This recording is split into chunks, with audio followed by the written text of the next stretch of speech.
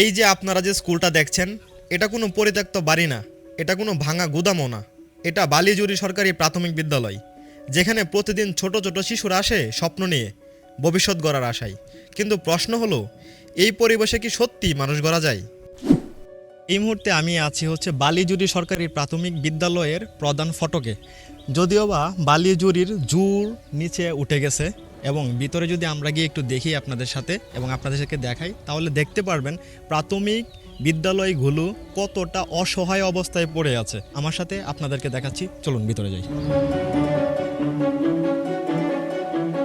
এই ফিলারটা দেখুন, ফাটল ধরা, ভেতরে রড বের হয়ে যাচ্ছে, যে কোনো সময় ভেঙে পড়তে পারে। এখন আমি প্রশ্ন করি, যদি একটা ফিলারই সোজা হয়ে না দাঁড়াতে পারে, তাহলে এই স্কুল দাঁড়িয়ে ছাত্রদের ভবিষ্যৎ কতটা নিরাপদ? আমরা কি দুর্ঘটনার অপেক্ষা করছি?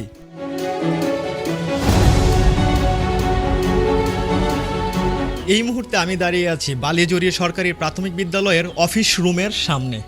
সো আপনাদেরকে যদি একটু ভিতর থেকে যদি আমি অফিস রুমটা দেখাই, তাহলে একটু দেখতে পারবেন। কাছে আসো। এটা স্কুলের অফিস রুম, যেখানে বসে স্কুল পরিচালনা হওয়ার কথা। দেয়াল কষে পড়ছে, দরজা জানালার অবস্থা শোচনীয়।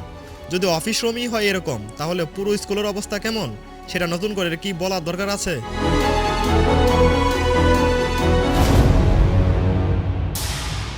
এই স্কুলে একটা ছোট্ট শহীদ মিনার আছে, শহীদদের স্মরণে বানানো। শত শত শহীদদের স্মরণে এই শহীদ মিনার তৈরি করা হয়েছে শিশুদের শেখানোর জন্য দেশ, ইতিহাস আর আত্মত্যাগের মূল্য। কিন্তু আশেপাশের অবস্থা দেখলে মনে হয়, আমরা কি শহীদদের সম্মান রাখতে পেরেছি? শহীদ মিনার শুধু দাঁড়িয়ে থাকলেই হয় না, তার পরিবেশটাও হওয়া উচিত সম্মানের।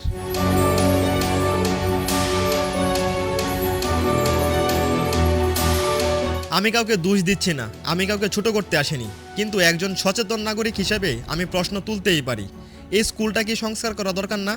আজ যদি আমরা চুপ থাকি, কাল এর দায় আমাদেরই নিতে হবে, কারণ আজকের শিশুরাই আগামী দিনের বাংলাদেশ।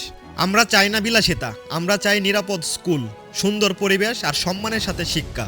বালিজুরি সরকারি প্রাথমিক বিদ্যালয় সংস্কার হওয়ার এখন সময়ের দাবি।